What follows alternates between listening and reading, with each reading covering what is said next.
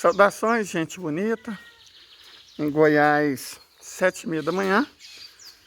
Nós só alimentamos a gordinha, mas os outros animais ainda estão com fome. Então, antes da gente falar sobre o assunto geopolítico, vamos alimentar os animais.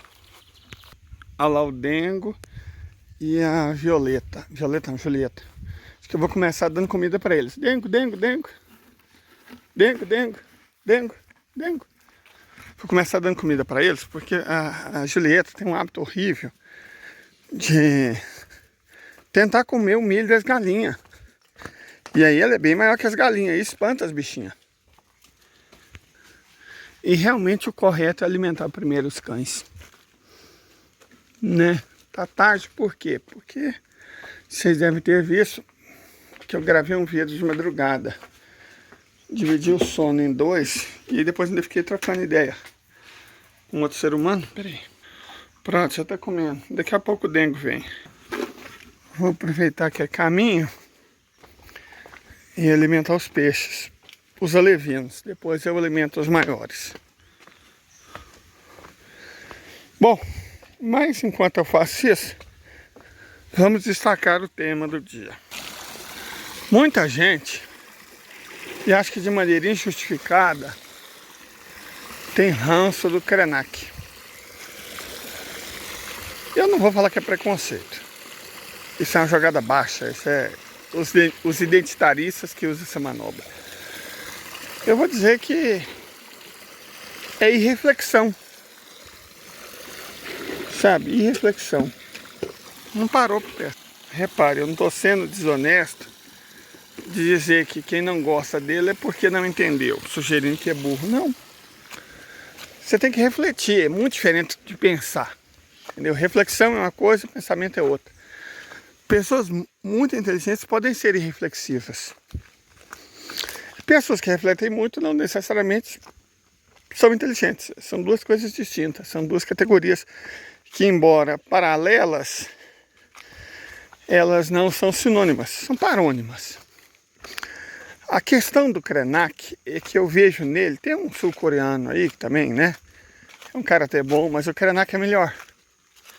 O Krenak entende, e eu gosto muito de uma frase dele, em que ele diz que estamos todos em guerra.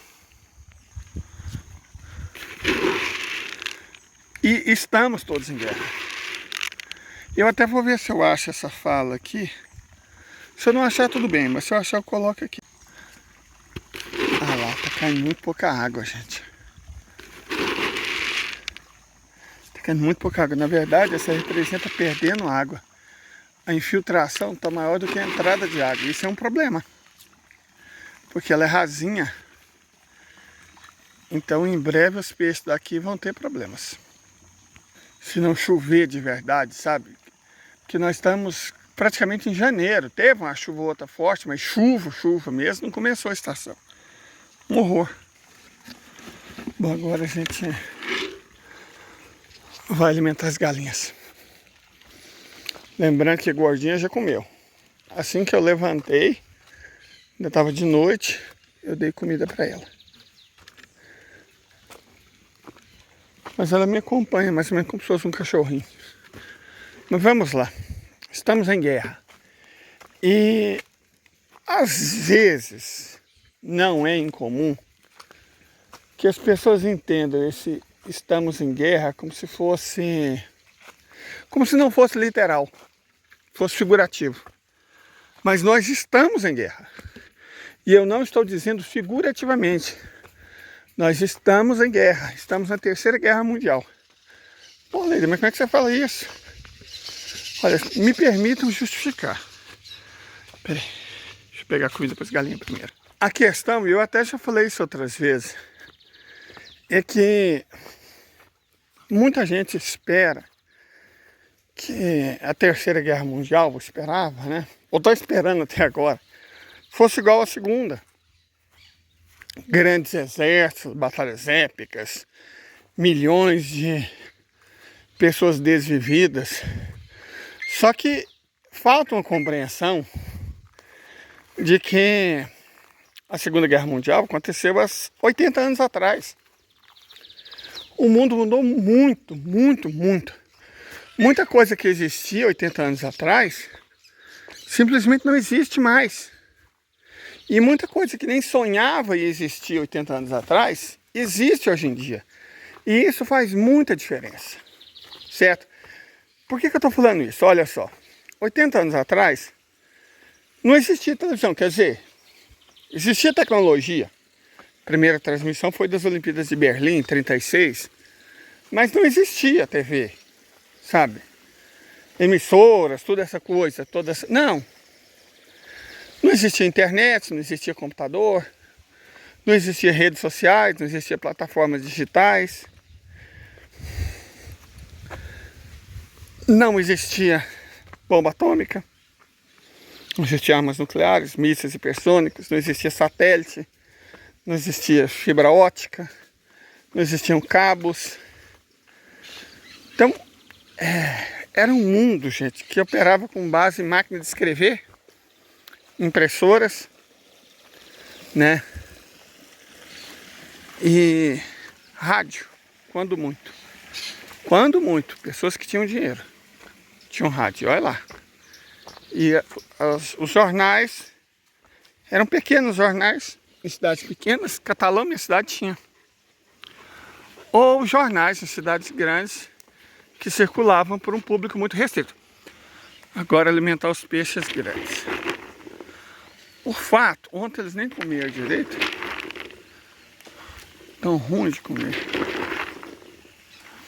O fato... ela dá uns pulos ali maior.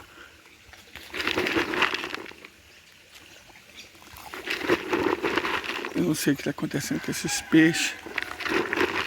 Eu tô com medo de ser baixa quantidade de oxigênio, porque o fluxo de água nunca foi tão baixo. E essa água é o suficiente para manter o nível da represa. Mas sinceramente eu não sei se é suficiente para manter a oxigenação.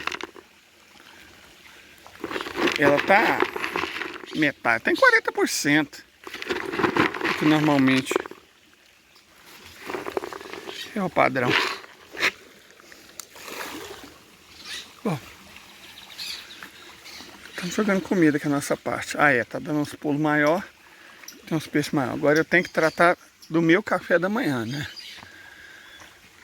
Aqui não tem pão, evidentemente, né? Nem onde comprar pão, nem... Então a gente tem que fazer o próprio café da manhã. O seu Wagner até que deixou uns biscoitos, mas o biscoito eu gosto de reservar para o lanchinho da tarde. Então vamos ver o que a gente acha aqui para fazer o café da manhã. Eu tô pensando em fazer um arroz cozidinho com pimenta e ovo frito, né? Me parece bem saudável. Tem que achar uma boa. Achei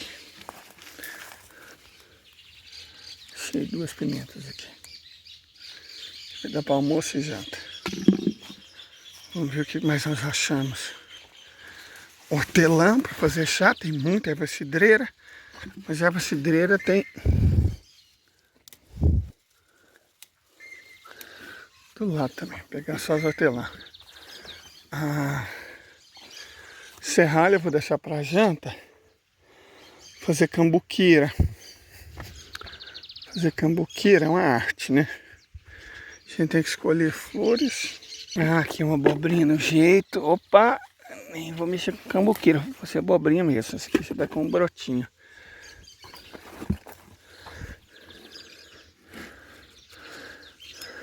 Tá vendo? Esses brotinhos que não tem futuro. A gente desbasta e aproveita e come eles. Pronto, já tem aqui a mistura do café da manhã.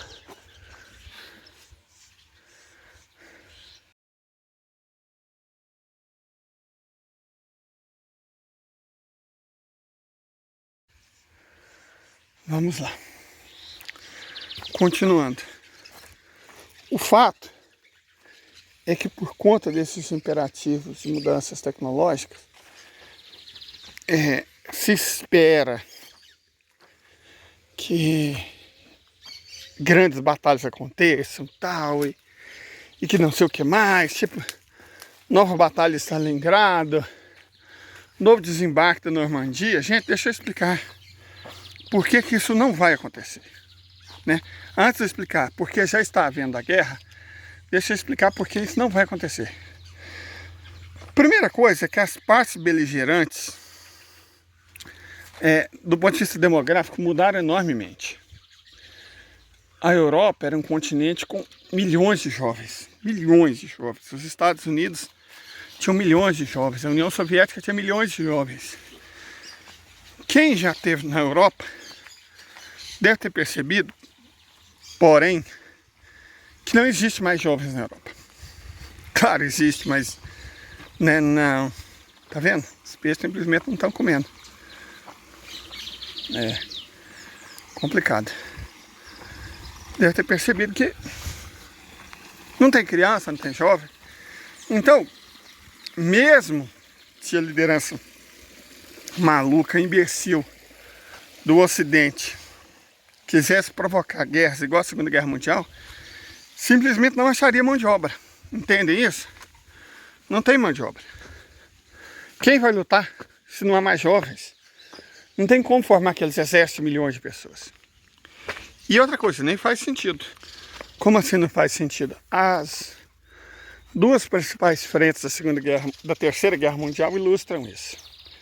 Peguei a primeira, a Ucrânia. Aquelas batalhas enormes, com milhões de pessoas desvividas, acontecia porque eram essencialmente batalhas de infantaria. E esse era o estado técnico da época da Segunda Guerra Mundial. Quando da invasão da Polônia,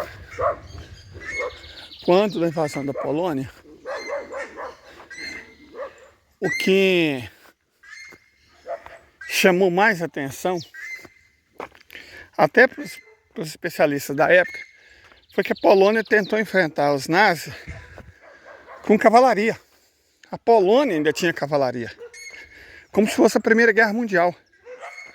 A Polônia não tinha entendido que a coisa já tinha evoluído para infantaria pesada, certo? Que era o uso de tanques. A chave da vitória soviética sobre os alemães, além da capacidade industrial superior e da posse de petróleo e recursos naturais, foi basicamente a infantaria pesada. A obstinação de George Zhukov por ter tanques, milhares, tantos quanto fosse possível, humanamente pensáveis. Eles pegavam as armas dos inimigos, pegavam tudo dos inimigos e mandavam derreter para fazer mais tanque. George Zhukov entendia que o destino da União Soviética e da humanidade dependia de fazer tanques. E a Polônia começou a guerra tentando enfrentar eles com cavalo, cara. Certo? É uma situação análoga está aparecendo agora. Só que agora a Polônia é a OTAN. Travou uma guerra contra a Rússia, está travando, né? Já está perdida, mas ainda está travando. E está usando infantaria para combater os russos. As perdas são estimadas, as desvividas, os Kia chamadas, desvividas, 200 mil por ano. Total de baixas já passou 1 milhão.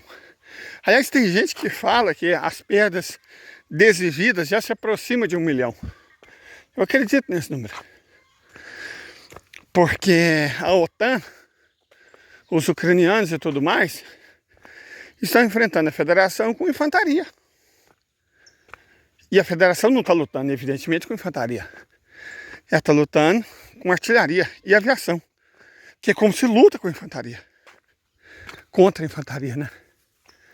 Está usando inteligência artificial, interferência eletrônica, guerra eletrônica de um modo geral, né? E a OTAN ainda insiste em usar infantaria. Então a Ucrânia está fazendo o triste papel da Polônia no início da Segunda Guerra Mundial. Infantaria é a nova cavalaria, cara. Não se usa mais infantaria, a não ser para combates urbanos. Aí a gente vai para outro aspecto. Para a tomada de... Vocês devem se lembrar, Mariupol, ou depois para a tomada da cidade que os russos chamam de Artemiovsk, né? Voltou a ser Artemiovsk, mas os ucranianos chamavam de Bakhmut. Aí sim, teve que ter combate homem a homem. Mas isso são casos excepcionais. A guerra mesmo é feita por batalhões táticos de grupo. A Federação luta com batalhões táticos de grupo, com sólida cobertura de aviação, artilharia e o sistema que mistura inteligência artificial e interferência eletrônica, chamado PL inteligente. Né? É assim que a Federação Russa luta a guerra do século XXI. O Ocidente ainda está preso em infantaria, manobras antiquadas, certo? Outro exemplo de guerra moderna é o que está acontecendo no Oriente Médio. A entidade sionista luta como se estivesse na guerra do Vietnã e fosse os Estados Unidos. Está eliminando civis em larga escala, já passou de 22 mil, né? 22 mil civis eliminados. Mas quantidade de civis mortos na guerra do Vietnã passou de cerca de 2 milhões e militares 50 mil. Então o Vietnã, entre principalmente civil, larga maioria civil, perdeu 2 milhões de seres humanos. E não foi nenhum civil dos Estados Unidos para lá, né? Foi só militar. Perdeu 50 mil. Quem ganhou a guerra? O Vietnã. A guerra do Vietnã ilustrou um fato que devia ser óbvio. Não se vence guerra eliminando população civil e alvos civis. Aliás, os Estados Unidos tiveram N oportunidades para entender isso. Iraque, por exemplo. Vence-se a guerra derrotando pessoal militar e alvos militares. É o que a Rússia está fazendo na Ucrânia. Ela não está atacando a população civil. Quando acontece uma baixa civil é por acidente. A Rússia ataca alvos militares. Infraestrutura crítica de uso militar, ou que pode ser usado por militar. O padrão OTAN é bombardear tudo. Olha que os Estados Unidos e a OTAN fizeram em Fallujah 2 vezes, o que eles fizeram em Trípoli, na Líbia, o que eles fizeram em Damasco e Alepo, na Síria. É destruir tudo, tudo, não sobra nada. Ele causando milhões de baixas civis e tal. Só que isso não ganha guerra. Isso não vence guerra. E o Estado de Israel está lutando exatamente como a OTAN, como os Estados Unidos, massacrando civis e destruindo tudo. Certo? Não adianta, não vai vencer. Não se vence guerra assim. O Vietnã, cara, quase 60 anos atrás, demonstrou isso. Não se vence guerra assim. O Vietnã mostrou como se ganha. É derrotando alvos militares e infraestrutura militar, como a Rússia faz na Ucrânia. A Ucrânia está desmontando. Isenta as perdas que a Rússia teve em Mariupol, na Azovstal, né? E em Bakhmut, que eram basicamente mercenárias, pessoas, né? Do grupo Wagner, não eram necessariamente egressos do jardim de infância ou das carmelitas descalças, né? Pessoas que, enfim. Então, quantos soldados russos mesmo morreram? Pouquíssimos. O Exército Vermelho não entrou na disputa. Simplesmente não entrou. O Exército Vermelho, que é o nome oficial do Exército Russo, não entrou na guerra, até agora. Quem está lutando é a aviação, a artilharia para dar cobertura, a Marinha também está apoiando com a artilharia, as forças aeroespaciais, como eu disse, né? Mas o Exército Vermelho não entrou. Está lutando os batalhões Arrimate, tipo tchetchenos, né? Lutou numa parte forças meio, né? Tipo Wagner. As milícias do Donbass, milícias formadas por nativos da região mesmo. A Federação Russa ainda não entrou em guerra. Ela só está apoiando.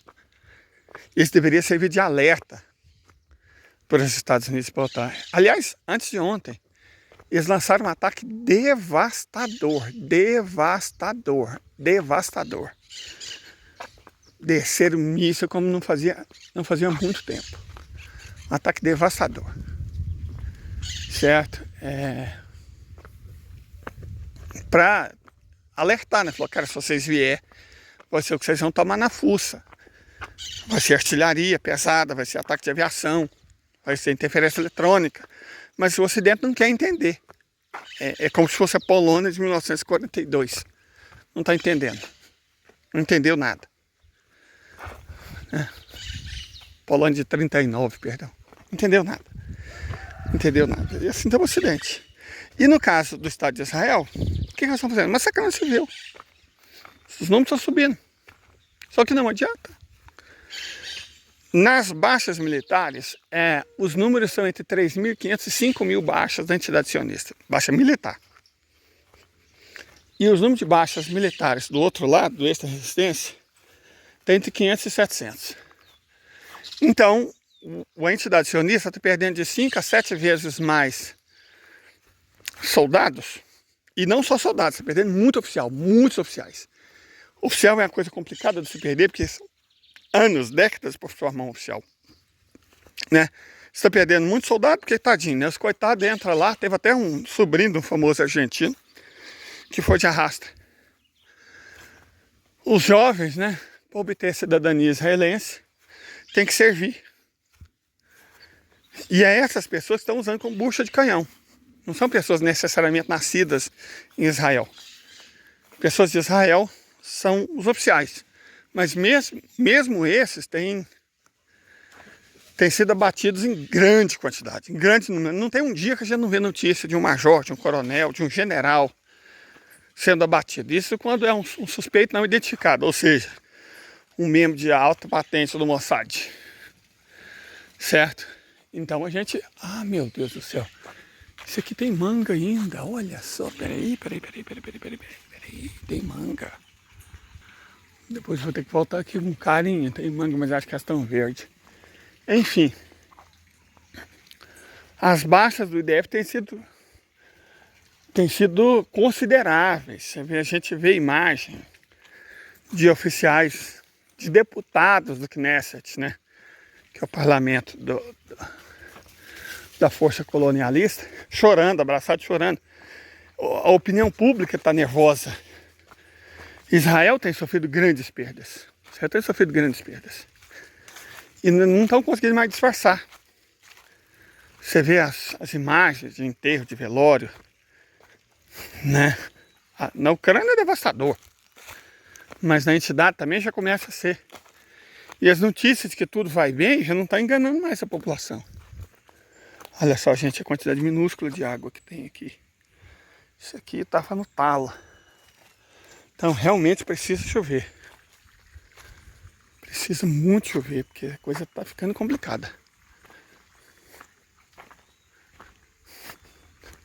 Precisa mesmo chover. Você vê, desde que eu estou aqui, nós estamos em plena estação das águas. E chuva, me livre, nenhuma. Olha lá. Essas duas represas normalmente são conectadas por água. Olha o filete. Olha o filetezinho de água que tem entre as duas. Certo? Tá complicado aqui. Mas voltando ao caso. E vocês veem que as nascentes são muito bem preservadas. Daqui, são muito bem. Vocês já viram, vira e mexe, eu mostro para vocês o brejo. Aqui onde nasce. Se outra represa, eu mostro um pouco. Também muito bem preservado. O seu Wagner é muito cuidadoso quanto a isso. E é lá, ele preserva a margem. E a questão não é essa. A questão é que não está chovendo. Já era para estar chovendo direito há 2 meses e não está chovendo. Chuvinha ali, chuvinha acolá, mas não chuva de verdade.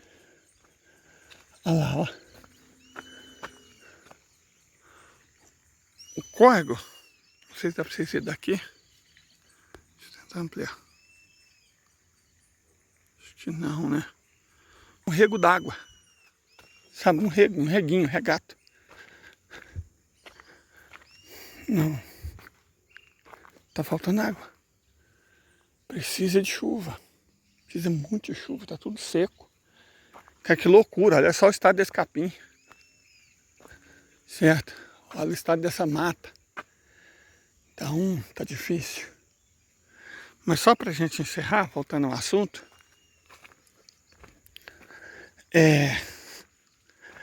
Israel está tendo baixas muito grandes e a estratégia, veja só como é que é a guerra moderna. A estratégia dos Houthis, cara, os mais pobres dentre todos os árabes, está fazendo um efeito devastador, não só na entidade colonialista, como nos patrocinadores, Estados Unidos, Inglaterra, porque os caras estão tendo que dar a volta na África, no Cabo da Boa Esperança. E nós explicamos que cada dia de combustível é 28 mil dólares. Perdão, 280 mil dólares para o navio porta-container, 280 mil dólares. Então vocês têm que navegar por 2 semanas a mais, é só fazer as contas, né? Dá 4 milhões de dólares a mais. 20 milhões de reais você gasta a mais. E evidentemente isso encarece o frete. Isso encarece o frete. Goiaba selvagem, vou usar ela para tentar pegar mais peixe. Os peixes adoram isso aqui. Goiaba selvagem, aspira. Certo? Então, encarece o frete, demora a velocidade de transporte e o plano dos Estados Unidos de baixar os juros vai para o saco. Porque além de estar desdolarizando e você ter que pagar cada vez mais em dólares pela mesma mercadoria, as mercadorias não chegam por causa do atraso. Então o plano de abaixar os juros no ano que vem, fazer a economia dar uma respirada, diminuir um pouco a pressão da dívida, foi pro saco, cara. E os Houthis conseguiram isso. Pensa, os Houthis. Isso é guerra moderna. É guerra híbrida. Sabe, as notícias, o enviesamento, a imprensa, os hoje no mundo militar da vida é uma arma de guerra, cara. Tá enganando 2,5 milhões de babaca todos os dias. 2,5 milhões de otários todos os dias recebem informação errada. E lavagem cerebral. Então isso é guerra. A guerra começou na Ucrânia em fevereiro do ano passado. Ela persiste agora. No Oriente Médio, como a gente tinha inclusive anunciado que iria acontecer. Tá acontecendo sim, tio. Então, a guerra está acontecendo. Só que as pessoas não estão reconhecendo que é um novo tipo de guerra. Para um novo tipo de mundo. É um mundo novo. Não estou dizendo um mundo bom, um mundo melhor. Mas é um mundo novo. E se você busca aqui o tipo de guerra que você teve em 1939 a 1945, você não vai achar. Perfeito? Porque é outro tipo de guerra. É outro tipo de guerra. E é o que está acontecendo nesse exato momento, agora, no mundo. E nessa guerra, que a Convenção de Genebra, pelo menos por parte dos israelenses, está sendo solidamente ignorada, as regras são outras. Começo a tomar café também com goiaba. Agora preparar meu arrozinho com cambuquira e flor de abóbora. Fritar meu ovo. Gente, qualquer dúvida, qualquer questão, coloque aí nos comentários. Certo? Vai levar muito tempo para carregar, porque a internet aqui é muito lenta. Mas provavelmente na hora do almoço você vai ter carregado. E eu leio os comentários e qualquer dúvida eu estou aqui para esclarecer. Tenha uma ótima manhã. Até mais.